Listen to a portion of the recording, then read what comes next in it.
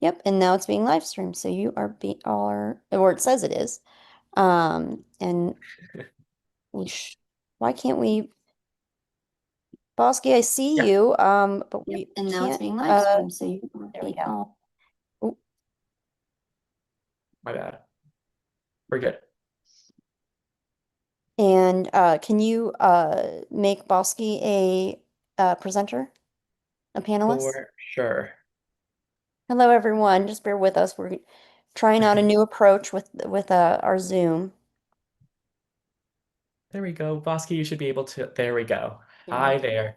Awesome. Wonderful. Well, everybody, let me just see. Our stream should be working. Why isn't it working yet? Um, or is it? It It is is. live Look on at that. YouTube. There Yeah. we go.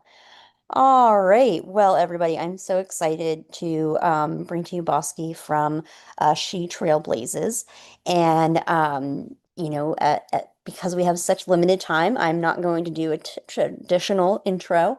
But Bosky, thank you so much for being here. Unfortunately, I have to hop off after a few minutes to go catch a flight. But I just thank you so, so much. I know that everyone's going to love this presentation. But I'll go ahead and hand it over to you. Awesome. Well, have a safe flight, Whitney. We should catch up sometime. Okay. Well, awesome. Well, welcome everyone. I'm just going to try to see if I can share my screen. Give me 1 second. Give me 1 second. I just want to make sure that. Okay. What does everyone see on the screen? Do you see the slide or do you see a whole bunch of stuff on my screen? We see the presentation, Bosky. You see the For presentation. Solopreneurship. Okay, You're good. awesome, awesome, awesome. Well, welcome everyone. I know we only have 30 minutes, but let's get started. I'm really, really excited to be here and meeting all of you. And if you can, let's try to make this as interactive as possible. I'm not going to lecture anyone here. That's not the style or the format that I'm going into. So feel free to introduce yourself in the chat and tell us where you're joining us from. My talk is called From Corporate to Solopreneurship, or entrepreneurship, or the founder journey. And I'm going to be sharing my own journey and a few other stories from some very inspiring women, just like all of you here, who have been thinking about starting their own company or taking their idea into something bigger that starts generating revenue so that it gives them the flexibility if they ever decide to leave the corporate and if they ever need to have dual income streams. So with that, let's get started. I'm just going to kind of get a few things here. And for all of you who might be familiar with my work, I'm based out of the Bay Area. So hello, and good to see people from Ecuador, Minneapolis. If there are any other folks, please let me know. So this is just a little bit about me. I'm not going to bore you with who I am, but I am Bosky Mukherjee, and I'm the founder of SheTrailblazes. I'm a 2 times founder. I've got 2 companies. I've been a former Atlassian, if anyone's familiar with that unicorn company. I've been in tech for over 25 years, and I started my career way at the bottom as a junior tech support person, barely making anything except for paying all of my student loan as an international student. And it took me about 18, 20 years to rise to very senior leadership roles, ultimately leading to a promotion to a general manager in a tech company and then later the company president. And so I'm going to be talking about how I made that leap, what helped me as I was thinking about my entrepreneurship journey. And my mission has always been to amplify women, to support women. I truly believe we need more women in leadership roles, in positions of power. And so my mission is to help 1 billion women rise globally. Whether that is if you want to make corporate your career and you want to go all the way to senior executive leadership roles and C-suite roles, or whether you are thinking about leaving the corporate because you've outgrown the corporate ladder and you want to build power, wealth, and build your own company. So that's what I do day in and day out. I'm also the only woman in my family. Like, my dog is a guy, my husband, and my son. So it's awesome to be here surrounded by women. So In the next 30 minutes, I'm going to be talking to all of you as someone who's made every single mistake possible on the path to entrepreneurship and somehow still found her way through it. Okay. So I'm going to be sharing all of those. And again, as I said, please let's make it interactive. If you connect with something that I'm sharing, put that on the chat, drop an emoji, comment, let's have fun with it. If you have questions, please drop them on the chat as well. And I'm going to be happy to stay in for a little bit longer, if that makes sense, to answer each and every question. For those of you who might be looking for any tips or strategies, very practical strategies, I also have a newsletter that you can definitely subscribe to. 10,000 women around the globe actually subscribe to it, and that's used for both corporate career as well as entrepreneurship. So if you're ever interested, feel free to check on that as well. I'll just drop the link on the chat as well. And Xavier, we can definitely share some of these resources that I'm going to be sharing with everyone. Let's kind of go in now with the main component of the talk today. So I have a question that I want to ask everyone here. You can drop in your answers on the chat. When you think about making money from your idea, right? All of you are going to be working on your idea and building your idea. But if you're thinking about making money from this idea that you want to build, what is the first feeling that shows up for you? You want to type in the chat. I just want to kind of get a sense where people are kind of thinking. Excitement, successful, awesome. Is there anything else? Hope? Make a difference? Who wants to make money? Excitement and fear, yes. Freedom, proud, independence, awesome. Awesome. I love this. When I ask this question, nervous excitement, when I ask these questions to women who come to me when they're thinking about converting that idea or a hobby or an app that they've built into a successful business, because that's really what a business is, right? Business should be making money so that you have the financial independence and the optionality to do something with it, and then you can even make a difference to the world, right? A lot of women will tell me fear, confusion, they're not sure where to start. They are not sure if that idea is going to be making money, right? What is the difference between a passion project and a real business? And so there's no wrong answer here, but I also want you to kind of notice how common some of these feelings are among all of you, which is really where I think we all begin. And so the question that I have been grappling about for the last few years is that why should women think about entrepreneurship, especially now? Especially now, why is it so important to start thinking about entrepreneurship? Why do you think that is? Why should we start asking our questions and seriously thinking about, hey, we need to build something on the side? Why is that so important, especially for women? Financial independence, yes. We have a huge opportunity with AI closing the gap, yes. Anything else? To have our voices heard, we make 50% of the world. Yes, we are 50% of the population. Easier than ever? You are all absolutely right. I want to share something that is really, really important and why this conversation is so urgent right now. You've probably seen a whole bunch of announcements that started probably a few years ago, but definitely has become much more common since the last few months.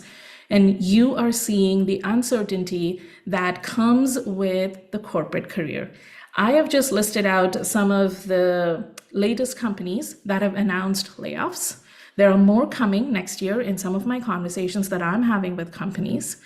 And so if you think about this, right, every single company is also announcing restructuring. Every single company is either managing their cost, even the big tech, and every company is also performance managing their employees. In 2025 alone, we've had 1 million layoffs so far. 1 million. Now I have another chart on the side, right? We're talking about women here.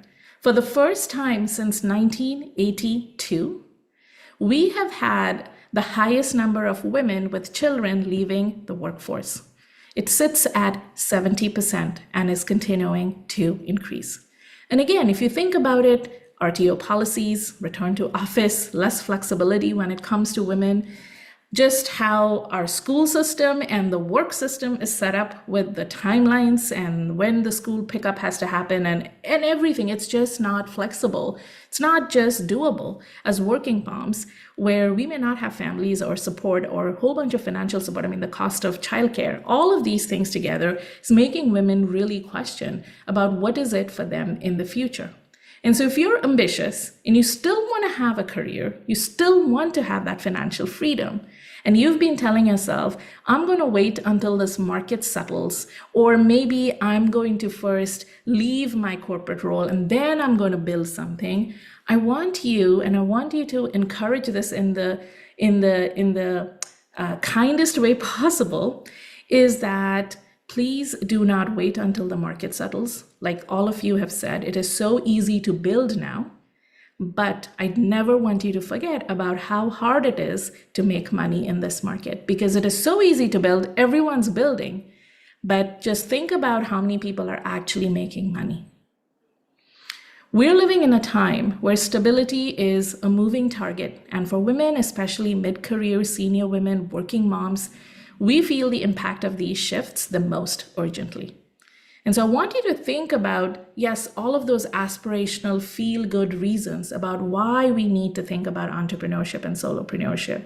But I also want you to look at some of the data staring at us in our faces, because the writing is on the wall. And the sooner we are able to build that optionality and have that second stream with us available, the easier is it going to be. And you're going to have more control and power over managing the situation, and you're not going to get sidelined. That's my hope with today's talk, right? Building revenue stream that belongs to you. And that is something that is so important. All of you with me? Yes? Yeah? Awesome. So I'm going to share a little bit about my journey into entrepreneurship. And it started many, many, many, many years ago. I think for the first time that I tried doing it was in 2009, way back 2009. I'm probably letting my age come here. And then I've tried, at least 3 or 4 times in the last 16 or 17 years, right? So let's kind of talk about what happened in those 16 or 17 years. And then I'm going to share the stories about some other women, and hopefully that's going to inspire you to take action and get on the pathway to start making your idea a business and not just an idea, an app that you're just giving it for free and not something that just remains a passion project. So the first time I tried to do this, I was trying to solve a very real problem that I hear from Elena and the team at Lovable, that all of you are trying to solve some very real problems that women are facing. So the first problem that I tried to solve in 2009 was that I wanted to match women with very senior C-suite industry mentors so that I could help women get more access to that C-suite roles that could actually help solve the broken rung problem. And I had about, I would say, 7,000 to 8,000 users, like women, and I had maybe about 5,000 plus industry mentors from all around the world. So it was going really well. I ran it for about 2 years. Okay, so that was my first business idea. The second one was when I became a mom. So 2014, I was very alone and I was going pretty crazy with a little one, and my husband was going to work. We both are in tech, and I was going really crazy with my little one. So the first app that I built was an app that helped me and other moms plan play dates, right, in the Bay Area. That was safe, vetted, and we could go because, I was not earning money at that point in time or my salary at that point in time, and I didn't have nanny for the longest time. So I needed some help with play dates. So that was something that I did. And then I also tried a few years later, again, trying to build an app that would help moms have some sort of a memory keepsake, right? My kiddo said something, or my 1-year-old just started babbling something, or its first rhyme. How do I capture this? Because I didn't have my phone all the time back then. So it was like a memory keepsake app, right? I had about 7,000, 8,000 moms globally in that app. So lots of users, right? And very quickly I was able to get the users. I had a Facebook group, all of those nice things I had. And then in 2019, which is more recent, at the time when I was at the company president, I decided to leave the corporate very deliberately, gave myself 3 months to start my next business. And that's where my SheTrailblazes company came into being. And that's where I help women get promoted. Or, if you're in the solopreneurship, entrepreneurship route, and that's your goal, I help women become a founder and build a successful business.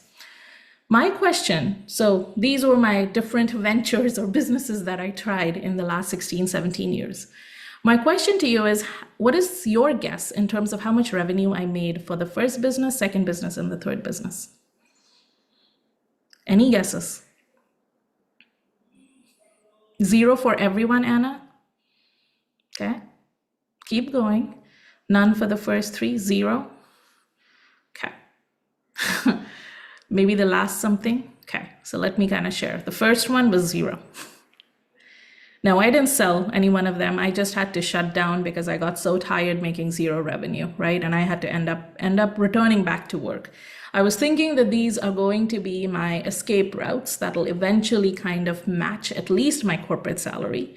That'll allow me to do this instead of going back to my job. But in 2009, made 0 revenue after 3 years. And so for 3 years, I did a whole bunch of things, followed a whole bunch of advice, talked to a whole bunch of mentors, did everything possible. I made 0 revenue, but it ended up costing me a lot of stuff because I had to continue to build, market, and a whole bunch of things. 2014, as a mom, even though I had thousands and thousands and thousands of users, I made 0 revenue. 2019, I promised myself I'm going to do it the right way. And it is now a $850K a year business revenue. We're on the pathway of profitability that allows me to give back to the community a lot. And we are heading towards $1 million. So we're going to be talking about how do you go from 0 to how do you go, even if it's not $1 million revenue business, but how do you stop wasting time in trying to run a lot of these ideas that eventually give you no path to financial freedom? And this is so important because there is another data that I want to share with all of you, and that is women founders are 40% less likely to generate early revenue compared to their male peers. So why is that? Yes, Ayat, why is that? Any guesses? Any guesses? Why are women founders 40% less likely to generate early revenue compared to their male peers? Investors prefer men? Yes, I mean, there is obviously bias. Less likely to be funded? Yes. We don't ask for money right away? Yes. We feel guilty asking about money or talking about money? Yes, Dim, I absolutely love. Women are afraid to sell? Yes. Yes, yes, yes. 100%. 100%. I love what you're sharing. And if there are any questions, I'm sure Xavier is also looking at them, and we're going to take questions towards the end. I have talked with thousands of women founders, many aspiring, many women who come to me in my Founders Edge program that I have to support women to start their successful businesses. And in all the conversations, some of the top reasons that I keep on hearing are many that you have shared. But for a lot of time, the advice that women get is give it for free. Start giving away for free. Do it for free. And then we believe, oh my God, we have to build a huge follower list so that eventually when we're going to ask for money or charge something, all of our followers are going to end up coming to us as our customers and will pay us. Well, that doesn't happen. Followers not equal to customers. Friends are not equal to customers. We haven't figured out how to sell. And sell in a way that doesn't feel that icky salesman-y way that we are so used to, right? But how do you sell in a way that still feels like we are still trying to help and support and are collaborating in our own way like women, but we're also not doing all of those icky stuff, right? We're not pressuring ourselves to kind of go all this salesy way, like, hey, join now and I'm going to give you this much % off and all those discount games and all of those things. But we haven't figured out how to sell like leaders, right? And so ultimately we start either undercharging or we haven't figured out distribution and go to marketing and selling and what does it really need to go through that. And then ultimately we just give up. and we remain in the job, or we continue running our passion projects and our ideas either fizzle away over the years, right? Because we do need to put food on the table, right? And with the way the economy is going, things are only increasing in prices. So we kind of give up all of those dreams. And so just like what I did, I gave up. And this is what I hear from women all the time. All the time. So what really worked in 2019 for me? And what did I learn over these course of years?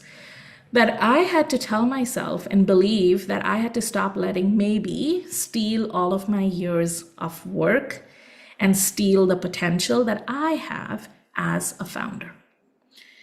And so here were 3 things that I had to unlearn that was so ingrained in me, because this was the advice that I was getting every single time I was asking anyone.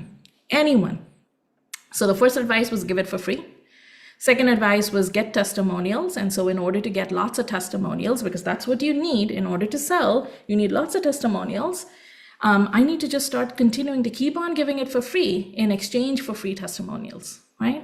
And I need to have a Calendly link on my LinkedIn profile so that I could keep on jumping on coffee chats. Is everyone able to see my presentation slides? Yes, so there's a question.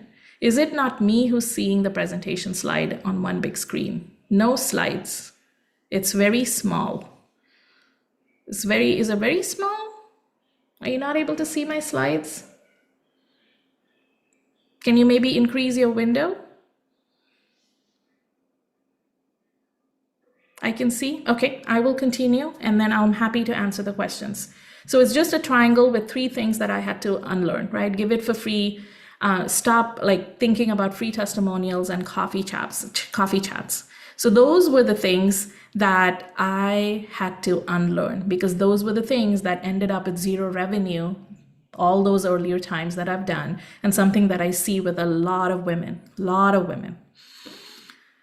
So there were these mindset shifts that I had to bring.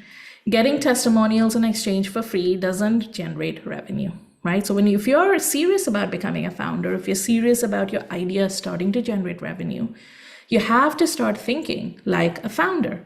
And that starts with like, hey, yes, you can get testimonials, but doesn't mean that you have to give away for free.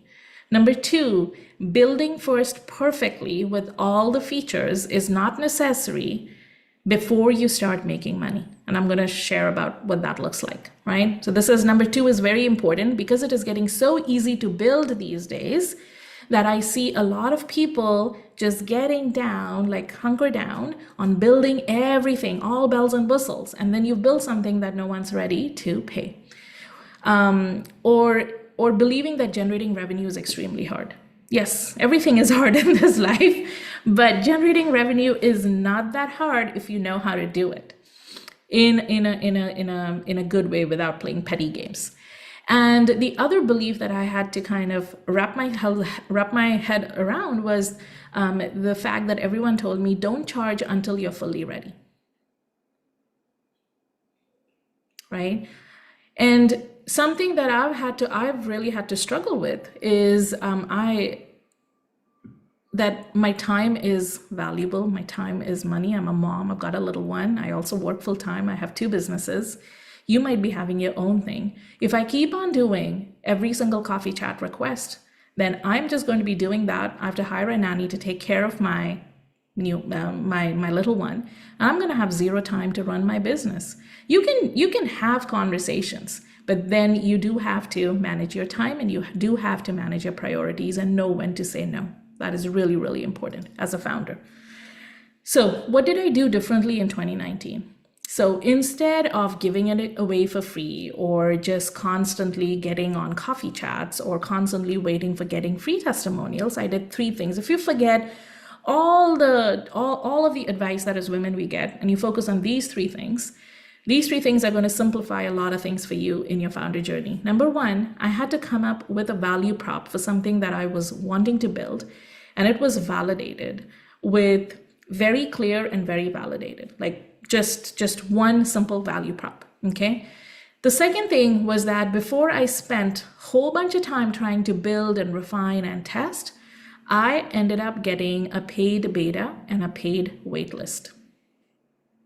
So anytime I was spending the time to build, I had real data and money in the bank telling me that there were people wanting it. Because I did not want to do what I did for 16, 17 years earlier, where I spent years and years building something that people loved and they all kind of raved about it to their friends. And I had thousands and thousands and thousands of users with $0 in the bank from all of those ventures. And the third thing is, instead of coffee chats, I really learned how to have conversion conversations, which is learning how to sell. As a founder, you have to be really, really good in storytelling, and you have to get people, your prospective customers, who may not even be thinking that your product or your service can solve the problem, into them believing in an honest way that perhaps they could, right? So this is really important. I'm going to share about how we did the paid waitlist in an example with another woman.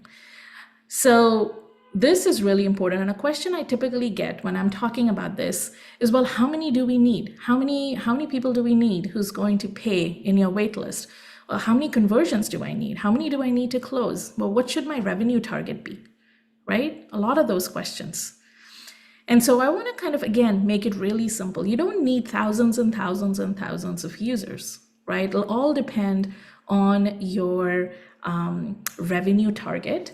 I have actually a tool that I'm going to share here and put it in the chat. This is a calculator that we have. If you, and you can use this after our talk today, and you can sign up, you're going to get the calculator. You can actually plot like, hey, if this is my revenue target, how much should my pricing be? You know, how much should I get in terms of my prospective leads on a regular basis, and what should my conversion rate be? And that really helps. But it's not that scary. If you think about it, I needed one validated value prop that was really clear what my product did or what my service does in the language of my customers, not in my own language. And I had to test it very quickly so that I could see the patterns and just put it out there so that I could see where the conversion is happening on the landing page, right? Very quickly. Or even before landing page, if I was sharing the link of my app, how many people were actually going through and even trying it? The second thing that I had to do for my revenue target was all I needed was 20 paid waitlist. That's it. 20 people who would pay and get on the wait list to be the first people to access my product when it was available, because they had already believed in the validated value prop, and they had a chat with me. They knew that my product was going to solve the problem. So everything was validated against desire and want and urgency, right? Which is why people will use your product or service. And then the second arm of validation was on the financial validation, that it was not only urgent, but they were also willing to pay to use my product and service. And the next thing that I had to figure out for my revenue target was, how many conversions do I need? How many sales do I need? And, you know, depends on what your target is. If you want to make $100 a month, just as an example, depending on what the price point is, it could just mean 3 to 10 customers per month who are converting. And you could go all the way more than 10K per month from a revenue standpoint as well. So if you think about it from a very simplistic model, it's not that hard to start making money, as long as you know how to validate, as long as you know how to set up your paid beta, paid waitlist, and trying to do that conversion and moving the people along in that journey, and then knowing how to sell. So while I was going through all of this and figuring out all of this, something that I had to remind myself, I actually had it printed in my office just above my laptop. It's still there today. And it says, I want to build things that pay me, not just praise me. Because before 2019, there was a lot of positive feedback that I had from everything that I was building, but I had zero revenue. So I needed to build things that pay me, not just praise me. And it was really, really important for me. And it is still something that I remind myself every single day. I still have it. It's a little crumpled piece now over all of these years, but it's still there. So just kind of sharing that mindset with you. So I'm going to share a couple of examples of two other women who are just like you. and who started with an idea and how they went from having zero revenue to actually on a pathway to making revenue. So Melissa, I'm going to share her real name. She has no qualms about it. Her goal is that in 2027, she would like to leave the corporate, and she wants to build a product, build a kind of a business, and that's going to allow her to leave the corporate in 2027. She has built a neuroscience-based app, a faith-based app, but also based in neuroscience for women to build resilience when they are in the moments of complete, like really the dungeons, right? Our lowest points. How do you build resilience? But it's a faith-based app, but also based on neuroscience. So there is actual science behind it. So what did she do? Right? Her goal was that by 2027, I don't want to deal with corporate. I want to leave corporate. I want to do my own thing. I know that, in social media and Instagram and TikTok, I have a lot of women who just love this and they want to use it. So she spent 6 months or so in research. She built the MVP. It took her about a year. There are exercises. There is feedback all happening. I've seen her app demo a few weeks ago, just I think 2 or 3 weeks ago. She took about a year to build lots of features. And she gave a trial. Sorry, there's a typo in the slide. I was making all of my slides yesterday after putting my son to sleep. So there is a little typo. I apologize for that. So she has 5 trial users, but 0 revenue. Okay, so that's where she was. She spent a lot of time building and adding more exercises and making it more interactive and trying to get more users to come in and try and make sure they try and not just become dormant user. But in all of this time, she had 5 trial users and 0 revenue. And so when she came to me a few weeks ago and we started working in Founders Edge, we are starting to now build a waitlist for Jan, and it's a paid waitlist. So we are going with the story of what Melissa is going to share. We have like a few little pieces of assets that we are going to be starting to share. We've pre-packaged and done a little bit of bundling about what the base features are for trying, what the premium features are for trying that would actually allow her to even charge more. We figured out the trial period. She had, I think, a 3-month trial period. So we've kind of experimented and figured out what is the optimal trial period. And so we're going with 2 weeks for her product. And then the 2027 leave corporate plan has been set in motion. And right now, the projected revenue that she is going to have in January, February is roughly looking at $8K to $10K a month with the kind of paid waitlist that we've been building. So just to kind of give you an idea, there are lots of ways to actually think about packaging in terms of how can you make the revenue, okay? And for that, it was really important because first she said, well, I'm just going to charge $7 a user. And I'm like, okay, let's just say $7 a user. And then how many users do you need from a sales conversion? If you want to leave corporate in 2027, well, let's break down your finances. So a lot of things that we had to do to put it on a spreadsheet and figure out, well, how many users do we need? And if we need these many users and this much revenue, well, what does our paid beta look like? And what does the waitlist period look like? And how do we market it? And how do we set distribution in plan without using any kind of ads or anything, right? Because right now she doesn't have revenue, so we don't want to waste money in something that's going to be a big question mark. I'm going to share another story. I have actually used another picture here for Carrie, not her real picture, because Carrie does not want to let anyone in her company know that she is thinking about leaving the corporate, right? And I totally respect that. So please know that this is not Carrie's picture, but I have used another picture, a stock photo for Carrie. And she wants to find vetted activities for kids on the weekend that you can do with parents, with other parents, just so that she can have some alone time. She has 3 kids and she wants to work on her business, and she also has a full-time job. So she is looking at this and she has a lot of interest from other parents and other moms as well. And it's not just moms, it's also parents. She has been building a community-based app for the last 2-ish plus years. She has 500 so moms. She also has dads in her community, but again, 0 revenue. 0 revenue, right? So her dream of building this and building a second income stream so that maybe she can hire help with her kids and do the things that she wants to do in order to be financially independent and financially successful and set a life for the future is not happening. And so she was really, really frustrated. So this is what we did in the Founders Edge program. We started bundling different functionalities and features that she had within her app so that she could have a free tier for people to try and use just to kind of build that excitement and engagement. But then we figured out that we are going to then separate out some of the other features that she already built, but are strong enough where people are going to pay for it. And we announced it, I think, over 2-week period as a campaign, and we had 389 moms paid. And that generated in $12K a month revenue. And so our goal right now with Carrie is to make sure that this is not a one-time occurrence, but this is a consistent monthly occurrence so that she can feel confident that there is potential here and that she can figure out what she wants to do from a dual income stream, right? So it's not just like when you're thinking about a business and an idea, it is so important that it has to be consistent. You cannot have, $5 one month and then $1,000 another month and then 12K another month, right?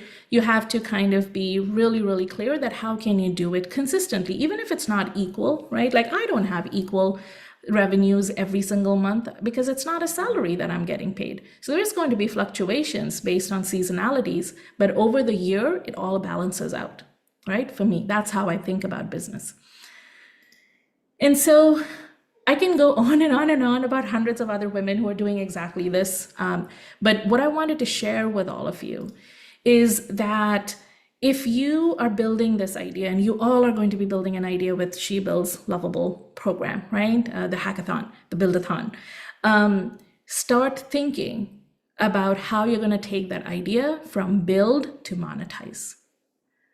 And it's okay to think about giving it for free if that is something that you do want to kind of build a passion project. But I also know that passion projects fizzle out over time because we do need to see that, that idea does have some financial merit to stand on its own leg. And so this was the calculator that I already shared with all of you in the chat. If you just want to kind of map out in your head about, how much revenue do I want to start making? And for that, how much conversion do I need? How many leads do I need? It just helps you plot that. So that is something that I just have for you. You can always share. And I just want to kind of share this with all the women out here today. And for anyone who's going to be watching this later on, is that you deserve to build a future where maybe a reorg email in your company doesn't decide what is next year for you. Your paycheck isn't controlled by some senior leader that you've never met, because most of the layoff decisions are made by people that you probably never even work with. And that if you're building an idea, that you're building a business, that it builds you and your family and it doesn't drain you, where you're giving and giving and giving and nothing comes out of it. And so with that, I am ready for questions. Hopefully this was helpful. And if you want to make your idea and convert that into a revenue generating business, I would love to welcome you inside my Founders Edge program. We have partnership with Lovable as well. We have some credits and lots of good, amazing resources. And you can definitely check out the link out there. But then I'm ready for questions right now. Hopefully this was helpful. Gonna stop sharing here and seeing if there are any questions. I know we're a little bit over. Stop sharing. That was amazing, Bosky. I gathered a couple of questions Let's do over that. here. So first off is, how did you create / build the paid wait list? That was the first question that I gathered here. Yep, absolutely. So there are lots of different ways to do it depending on what is your product and who your target customers are and target prospects are. But I can tell you that for Melissa, what we did was that she had not only those 5 trial users, but then she also had a lot of people in her, some people in her newsletter. So, but very few. I think she had like maybe 30 or 40 people only in her newsletter.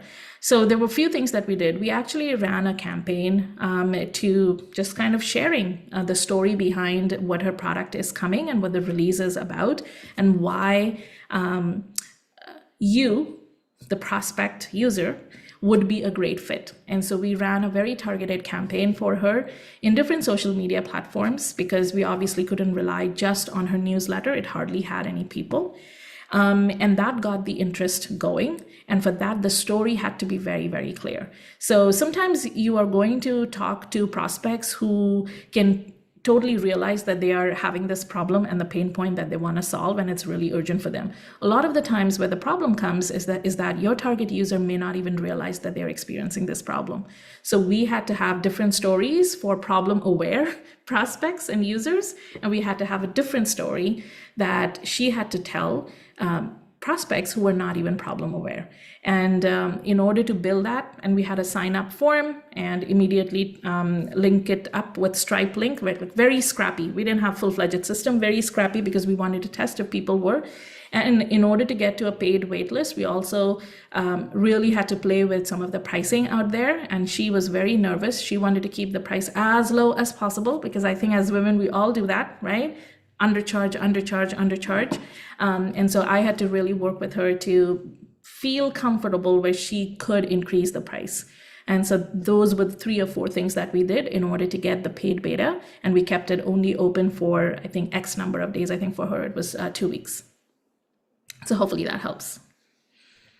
Nice. We have a couple of questions here in the Q&A. So the first one here is, what is the first step to selling? First step to selling is, I'm assuming here that the foundations are in place, which is you have something to sell that people want and that has been tested and validated, right? So I'm assuming that that is there. The second thing, I think everyone has a different selling style. My selling style that I had to learn very painfully outside of the corporate is that I cannot just go in, because I'm an introvert, I cannot just go in and start dancing and come in with like music and be all like, that was not my style. And so I just knew that I couldn't do that. And so for me, it's all about, if I have to lead the sales conversation, right? If I have to lead that conversation, because a lot of times, so I'll tell you what happened. So number one, if you do not lead the sales conversation and you let the other person go on and tell about all the things that they're encountering, very quickly that 30-minute call will end up into a rant or just an unstructured conversation, and you would have not made the offer. And you have only limited time. So for me, 30 minutes that's it. Like for me, that is 30 minutes. Some people might do it shorter. Some people might even have a 1 hour. I don't have that much time because I also have my little one that I have to manage at home. And so in 30 minutes, I have to make sure that I show up as the leader. And as a leader, what do you do? So I had to get out of what does a salesperson do, and I had to do it my way. And I've been a leader in corporate, and so I had to do it that way. So what does a leader do? Leader comes in, creates a safe space, number one. Number two, very quickly ask a few questions that is going to help you diagnose the problem with whom you're talking. And the third, you're going to basically then give recommendations and a plan of action. And then invite them if they want to take part, right? That's it. Those are the 3 or 4 things. Now, of course, you have to apply it very differently based on who you are, what you're selling, and who your prospect is. But for me, I try to lead the conversation, because the moment you don't lead, then bingo, you've lost the train of thought. And you have to also get really, really good in strategically interjecting the conversation if someone is just going on and on and on and on and on, which will happen a lot of the time, since you have to bring back the conversation because you only have a limited time. So hopefully that helps. Awesome. And the last question we had here in the Q&A, sorry, we'll have to cut it very soon because we have the next micro webinar happening in just a couple minutes, is suggestions on starting a paid community around the app topic / goal while building. Okay, awesome. So again, it'll depend on what you're building. You know, if you want to kind of, I think, reach out through Founders Edge, definitely do. But depending on what you're building, you have to ask yourself, right? Like, my community is paid because it is only for my clients. I've also tried a free community completely. And you can have a free community and you can have a paid product. And if there are paid people, like people who pay, they access more stuff. And the people who don't pay, they get the free stuff in your community. That is definitely one strategy. Another strategy is you just have a fully paid community, right? So which means that you have something paid in terms of your product or service. And then there is a community that serves the other things to create a cohesive environment for everyone who are your clients, and they get some extra goodies and you kind of manage them. So it's a very curated, highly engaged community that way. It'll probably be much smaller than a fully free community, but that is how I would kind of go about it. And again, I've seen so many different models, so I'd really have to kind of dig into what is it that really you're building and who your prospect is and what are the pain points, and thinking about how you can structure a free versus a paid community app. Any other question? I think there's a question, how do you get leads for your website or for your app? So there are lots of different ways. I think one could be, from your newsletter. One could be writing, very targeted, like Melissa. We have started having some very short regular cadence, not every day, but regular cadence content pieces on social media where we know that her target audience is there. The problem is a lot of people will continue to write content and their target audience is not even on that platform. And when I say target audience, I'm talking about audience that is willing to pay, not just followers. So you have to find where they are, and then you will have to kind of speak to them in some shape or form to get them interested. Again, I'm not even going into any of the paid channels out here, because when you're starting out, it's hard to kind of go into something that doesn't have a very good success rate if you don't know. But I kind of go with all organic. It can be very quick. Sometimes it can take time, especially if the messaging is not right.